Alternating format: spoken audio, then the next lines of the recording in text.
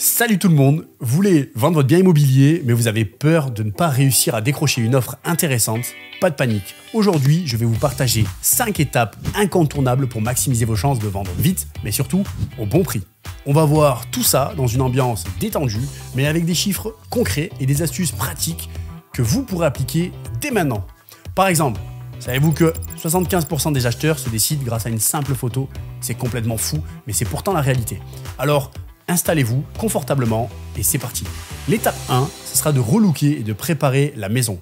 La première étape, c'est de préparer votre maison pour séduire les acheteurs. Parce qu'une maison bien préparée, c'est déjà 50% du travail de fait. Une maison encombrée ou mal entretenue, ça peut vraiment décourager. Commencez par désencombrer les pièces. Plus un espace est vide, plus il paraît grand.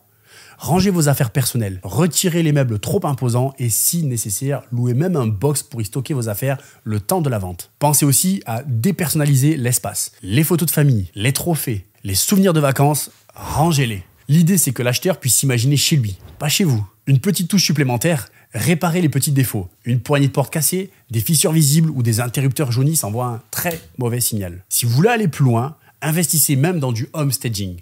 Parfois, un tapis ou un simple luminaire, ça peut littéralement transformer une pièce. Savez-vous que l'home staging, ça peut augmenter la valeur perçue de votre bien de 6 à 10%. C'est vraiment pas négligeable. L'étape suivante, c'est probablement l'une des plus importantes, fixer un bon prix. Si votre prix est trop élevé, vous risquez de décourager les potentiels acheteurs. S'il est trop bas, au contraire, vous allez laisser de l'argent sur la table. C'est vraiment essentiel de trouver un juste équilibre. Pour ça, commencez par faire plusieurs estimations. Consultez un agent immobilier, un notaire ou même des outils en ligne pour avoir une idée précise de la valeur de votre bien. Ensuite, analysez les biens comparables dans votre quartier. Regardez leur prix au mètre carré, leur état et surtout le temps sur le marché. Plus un bien reste longtemps sur le marché, plus il perd de la valeur. Soyez aussi réaliste. Les biens affichés 10% au-dessus du prix du marché mettent en moyenne 3 fois plus de temps à se vendre. Évitez aussi de refuser une offre dès le départ en pensant que quelqu'un paiera plus. La première offre, c'est souvent la plus proche de la vraie valeur. Et si votre bien ne reçoit pas de visite après 1 ou 2 mois, il est peut-être temps d'ajuster le prix à la baisse. La troisième étape, ça va être de créer une annonce qui attire. Une fois que votre prix est fixé, il faut vraiment créer une annonce irrésistible. Aujourd'hui, près de 90% des recherches immobilières commencent en ligne. Votre annonce, ça doit capter l'attention dès les premières secondes. Les photos sont un élément clé. Prenez-les avec de la lumière naturelle, utilisez un objectif grand angle si vous avez et n'hésitez pas à faire appel à un professionnel. Les annonces avec au moins 15 photos reçoivent 4 fois plus de clics que celles qui en ont moins que 5. Dans la description, soyez précis. Mentionnez la superficie, les équipements, la proximité des transports ou même des écoles. Évitez surtout les termes vagues comme charmant étroit ou à saisir. Pour mieux privilégier les informations concrètes qui parlent directement aux acheteurs. Et si possible, ajoutez une vidéo ou un plan 3D ou des visites virtuelles. Les annonces avec ce type d'éléments reçoivent en moyenne 20% de visites supplémentaires. C'est vraiment pas négligeable. La quatrième étape, ça va être d'organiser des visites efficaces.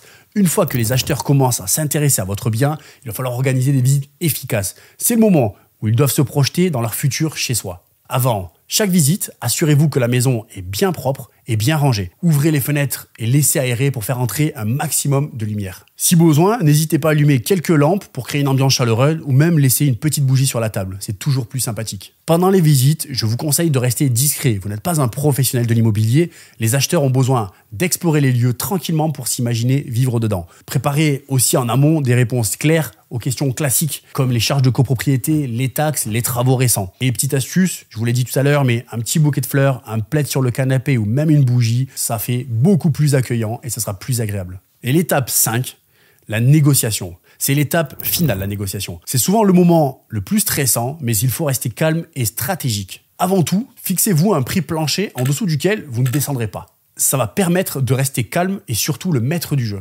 Ensuite, il faut être prêt à faire des compromis. Si un acheteur vous propose un prix un petit peu en dessous de ce que vous avez prévu, essayez de trouver un terrain d'entente. Ne dites pas non tout de suite. Par exemple, vous pouvez inclure certains meubles ou avancer la date de signature. Attention à ne pas montrer que vous êtes pressé lors des ventes. C'est un très mauvais signal. Les acheteurs vont s'en rendre compte et vont forcément négocier à la baisse. Et ne commettez pas l'erreur de refuser une offre sans réflexion. Si elle est raisonnable, prenez le temps d'y réfléchir. Gardez en tête qu'un bien bien positionné se vend généralement dans les 3 premiers mois.